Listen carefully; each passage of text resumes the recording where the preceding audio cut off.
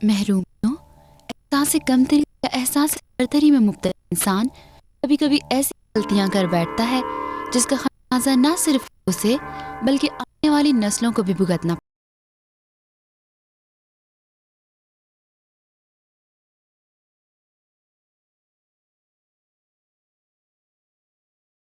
मोहब्बत, नफरत, बेवफाई, अमीरी, गरीबी, मुआशरे की तमाम दर हकीकत है।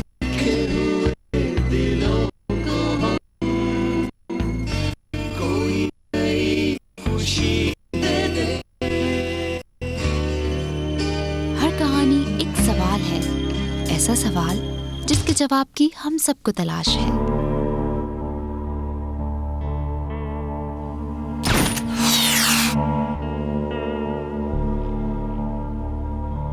ये है शैज़ी, एक फ्रीलांस डायरेक्टर, प्रेजेंटर और एक प्रोडक्शन हाउस का मालिक। इसकी बनाई हुई डॉक्यूमेंट्रीज दुनिया के बड़े बड़े चैनल्स पर चलती हैं। लोगों की मदद करना और हकीकत को सामने लाना इसका मकसद। इसी वजह से ज्यादातर सोशल इश्यूज पर ही काम करता है। ये तानिया है, शैज़ी की असिस्टेंट और दोस्त। डॉक्यूमेंट्रीज की वॉइस ओवर्स और लिंकिंग करती है और शैज़ी की प्रोडक्शन में भी हेल्प करती है, लेकिन दिल ही दिल में उसे पसंद भी करती है। शायद मोहब्बत।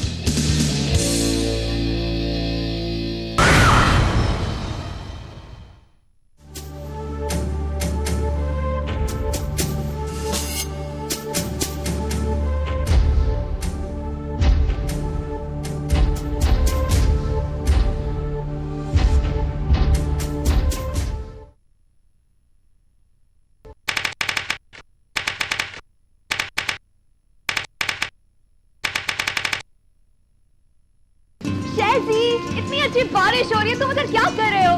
तानिया मेरी बात सुनो। तुम्हें इधर आओ ना। तानिया ये किस खबर के बारे में? छोड़ उसे, इधर आओ। तानिया क्या करती हो? अच्छा तो आमिर बेग के खुदकुशी के बारे में तुम्हारा क्या ख्याल है? मुझे तो बज़ाहिर कोई वजह नजर नहीं आती। इतनी बड़ी जायदाद और उसका इकलौता वारिस। मेरा दिल क्यों नहीं मान रहा? मुझे शक है कहीं ना कहीं कुछ गलत है। मुझे तो ये बड़े लोगों की सीधी सादी डिप्रेशन, सुसाइड लगती है। बड़े लोग? हामिद बड़ा आदमी नहीं था। क्या मतलब? मतलब ये कि सुरैया से शादी करने से पहले वो पीसी में हेड वेटर था। What? वहीं सुरैया से कहीं उसकी मुलाकात होगी और खरीद लिया। ऐसा ही कुछ है। हाँ। हामिद बेग की जहाँ तक बात है, बहुत हसीन आदमी थी। कई लड़कियां उसमें भर्ती थी और ऐसे किसी मौके की तलाश में था वो। मेरी घड़ी और वो मौका उसे सुरैया ने मुहैया कर दी।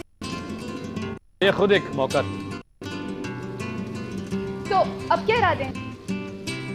अब तानिया पीसी में एक वेटर और है, अब्दुल करीम। हामिद बेग का बहुत गहरा दोस्त था। शादी के बाद भी उसे मिलते, काफी बार उसने मिला उसको। मुझे शक था कि उसको हामिद बेग की जिंदगी के बारे में काफी कुछ पता है।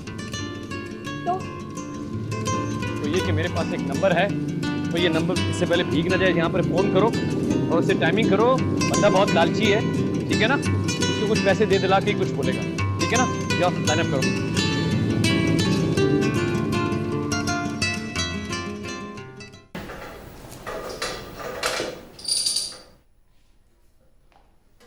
देखिए मेरी शक्ल टीवी पे नज़र नहीं आनी चाहिए।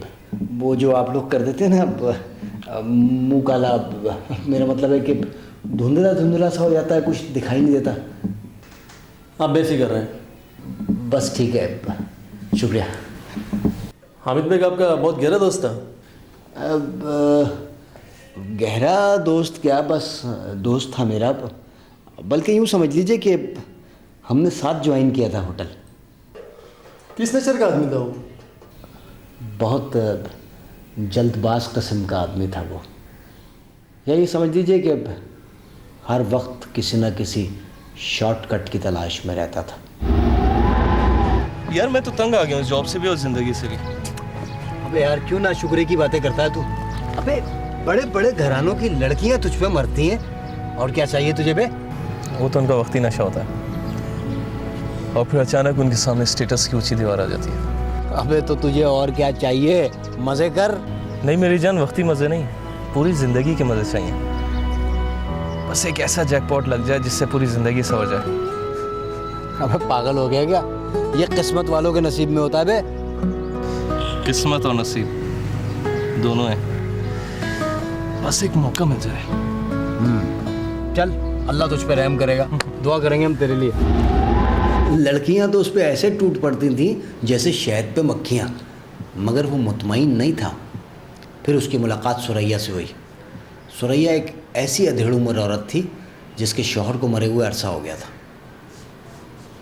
एक बात बताऊं, बड़ी वाजिबी सी सूरत की औरत थी सुरैया। और उस दिन एक और वाक़या हुआ। वो जिस मोहल्ले में रहता था ना, वहाँ उसे शहनाज नामी लड़की से मोहब्बत हो गई, शदीद मोहब्बत। अब वो दो औरतों के दरमियान आ चुका था। फिर उसे सुरैया ने अपने दफ्तर बुलवाया और बहुत पुरकशिश ऑफ़र की, और फिर वो सुरैया के जाल में फंस गया। अब उसके पास दौलत थी, ऐशो आराम था। दोनों ने खामोशी से निकाह भी कर लिया था। मैं शरीक था उस निकाह में। और सुरैया तो ऐसे खुश थी जैसे उन्हें सारी दुनिया की दौलत मिल गई है। मगर हामिद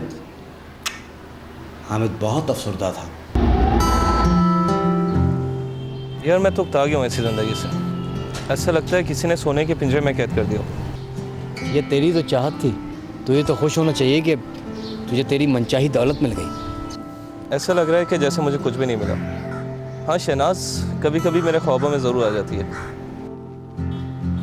लेकिन उससे तूने आज तक इज़हार मोहब्बत तो नहीं किया ना? यार वो तो मेरे दिल में रहती है, गुलाब के किसी ताज़ा फूल की तरह, जो अपनी महक से मेरे वजूद को तरोताज़ा करती रहती है। क्या बात है, बड़ा ही खामोश इश्क फरमा रहा है तू। पता नहीं ये इश्क है या कुछ और, लेकिन अब मैं सोचता हूँ शायद मैंने कुछ गलत कर दिया। देख, अगर तू ज़्यादा सोचेगा ना तो सही और गलत की भूल भलाइयों में गुम हो जाएगा। जो मिल चुका है उसे कबूल कर, और जो नहीं मिला उसे भूल जा। यही मेरा सारी बातों का जवाब है।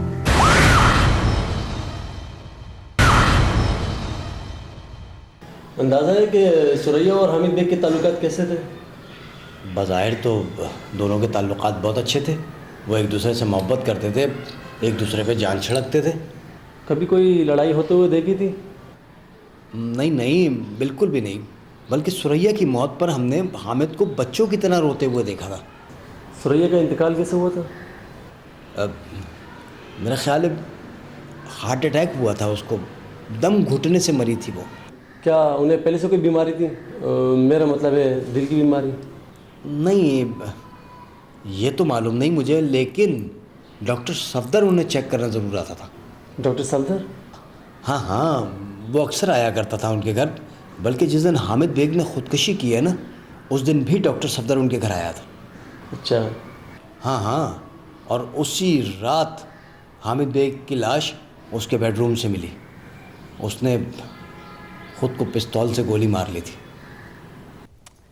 शहजी, मैंने कितनी दफ़ा जिब्रान से कहा है कि लड़कों से कहकर किचन का सामान मंगवा ले। शुगर भी ख़त्म हो गई। शहजी, थैंक यू। जाने मैं सोच रहा था कि डॉक्टर सफदर से मिलना हमारा बहुत ज़रूरी हो गया। वो ये है जो इस रात से पर्दा उठा सकते हैं। तो उनसे टाइम लिया जाए? इतना आसान नहीं है। वो इस मुल्क के मशहूर कंसल्टेंट हैं। फिर तो किसी को कह के। Come on Tania. ओ या। फ़ोन दो मुझे।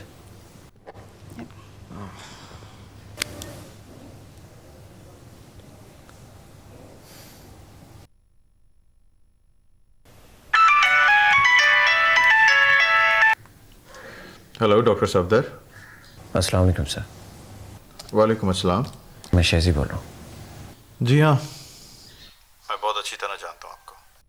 देखिए, मैं आपको ज़्यादा वक्त नहीं दे सकता, और हाँ, हमारे बीच जो भी बातें होंगी वो कॉन्फिडेंशियल होंगी। No documentary, no films.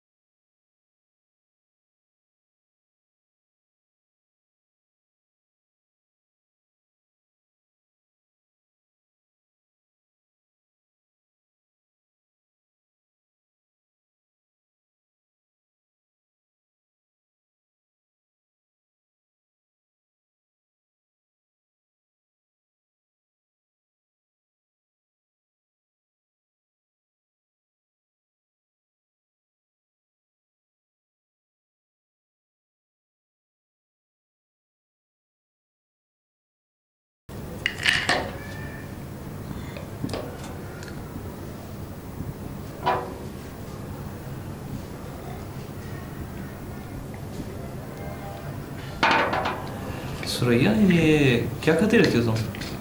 Sir दर्द की दवा।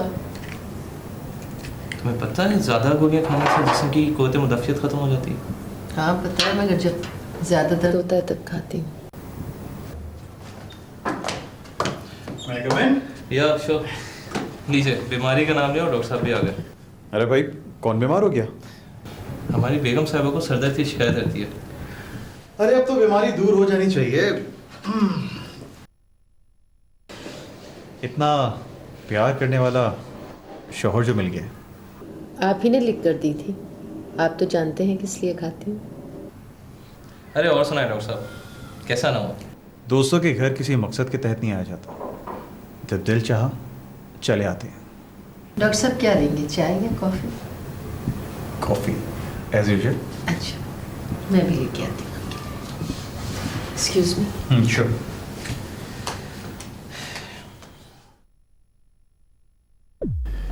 मिस्टर हामिद, काफ़ी बड़ा हाथ मारा है आपने। वैसे मुझे नहीं पता था कि तुम दोस्त हो उसके।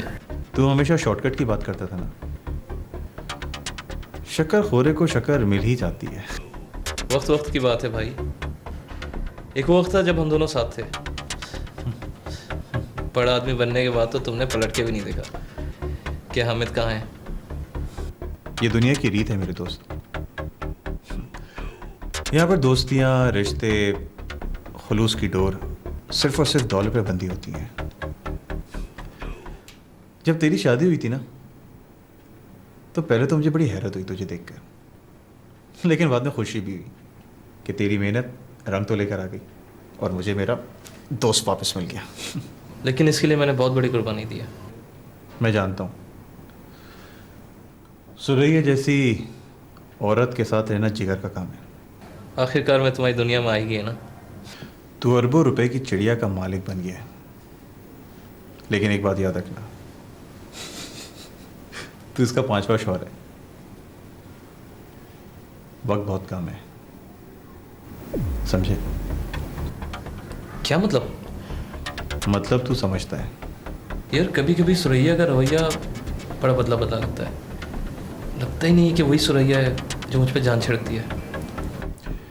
इसीलिए तो कह रहा हूँ, अगर यही ऐशो आराम वाली तुझे ज़िंदगी गुजारनी है ना, तो कुछ सोच, इससे पहले कि सुरैया कुछ सोच ले। कहना क्या चाहते हो तुम? जो तू समझ रहा है।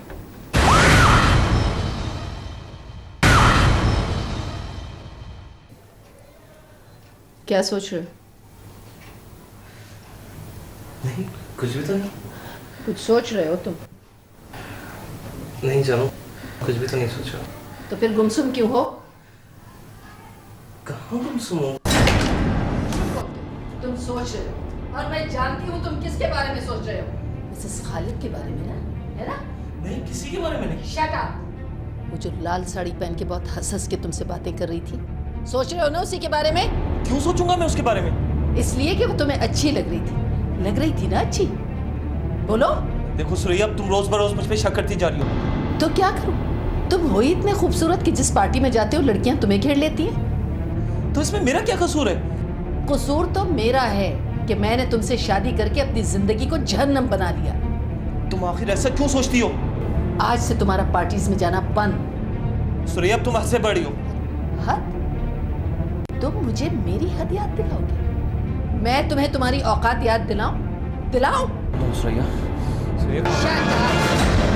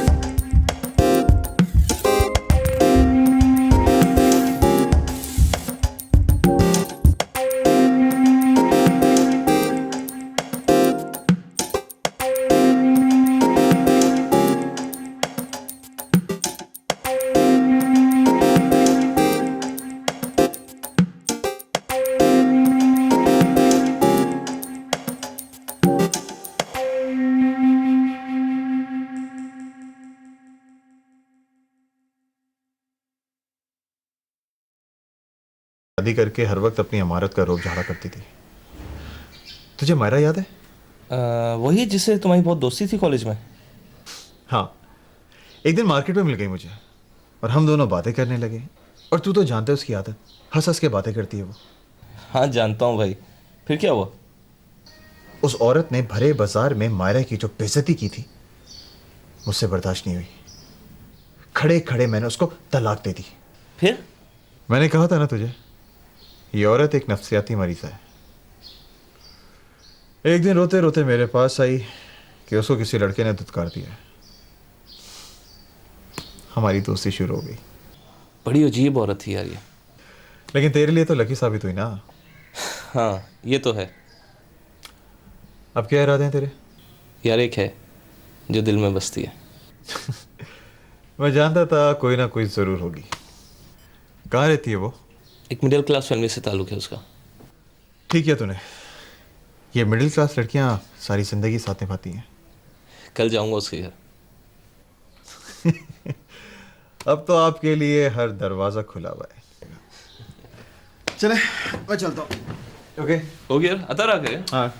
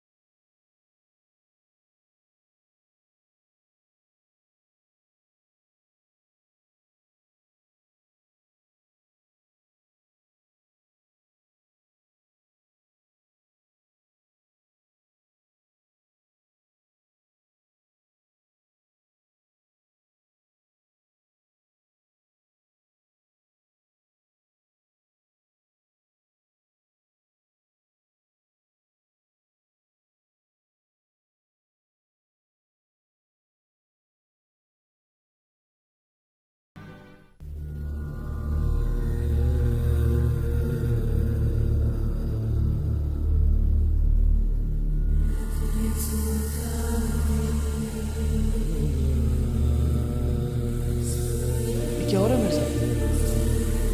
3 दिन हो गए, मेरी शेप क्यों नहीं आ रही?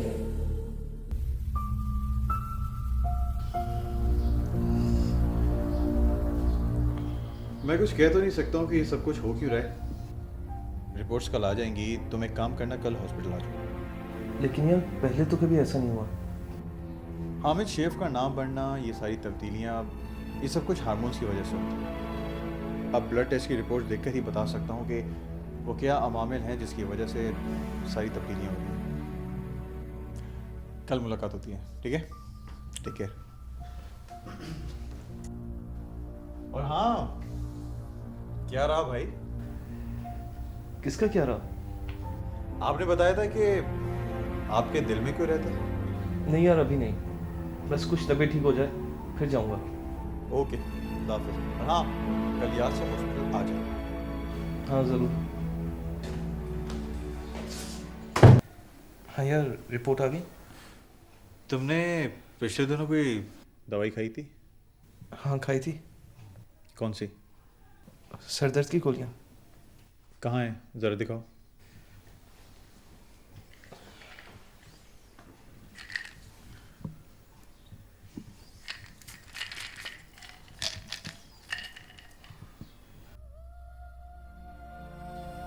क्या हुआ? तूने ये खाई थी? हाँ। ये तो सुरैया की टैबलेट्स हैं। हाँ ये हार्मोन्स हैं, औरत में नफसानियत बढ़ाने की गोलियां। क्या? हाँ, और मैंने उसको ये गोलियां दी थी। लेकिन ये तो सर दर्द की गोलियाँ हैं। सुरैया नहीं चाहती थी कि लोग उसे देखें कि वो निस्वानी हुस्न बढ़ाने की गोलियां खाती है, इसीलिए उसने ये गोलियां सरदर्द की बोतल में रखी थी। ओह गॉड, अब क्या होगा? हार्मोन्स का निज़ाम पहाड़ की चोटी पे रखे हुए पत्थर की तरह होता है, जो इन टैबलेट्स ने मुतहरिक करती है, जो अब निस्वानियत की तरफ बढ़ रहा है। क्या मतलब है तुम्हारा? तुम्हारे जिस्म ने एक औरत के जिस्म की तरफ सफ़र शुरू कर दिया है। क्या? तुम एक औरत में तब्दील हो रहे हो हामिद, और अब ये अमल नहीं रुक सकता। वैसे तुम एक बहुत खूबसूरत औरत बनोगी, और मैं तुम्हें अभी से शादी की पेशकश कर रहा हूं।